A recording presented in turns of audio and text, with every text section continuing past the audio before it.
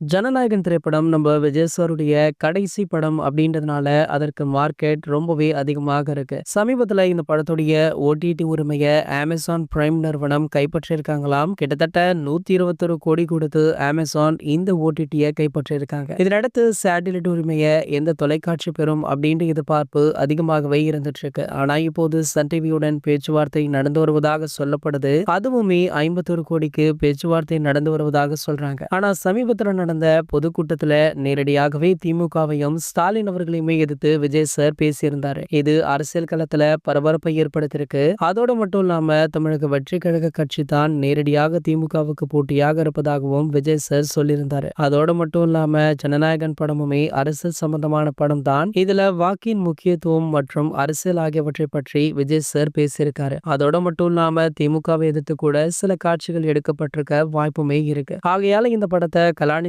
மாறன் வாங்குவாரா அப்படின்னு ஒரு கேள்வி எழுந்திருக்கு. இந்த நிலையில பாத்தீங்கன்னா தற்போது படத்துடைய ப்ரொமோஷனை ஒரு பக்கம் ஸ்டார்ட் பண்ணிருக்காங்க. அதாவது இந்த படத்திற்கான முதல் சிங்கிள் ட்ராக் பாடல் அடுத்த வாரம் வெளியாக உள்ளதாகவும் அதற்கான அறிவிப்பு நாளை ப்ரோமோவுடன் வெளியாக உள்ளதாகவும் செய்திகள் கிடைச்சிருக்கு. சரி, ஓகே, இந்த பாடலுக்காக உங்களை யாரெல்லாம் அவளுடன் காத்துட்டு இருக்கீங்க அப்படின்றத கீழே உள்ள கமெண்ட் செக்ஷன்ல கமெண்ட் பண்ணிட்டு நம்மளுடைய தளபதி 360 சேனலை மறக்காம சப்ஸ்கிரைப் பண்ணிக்கோங்க.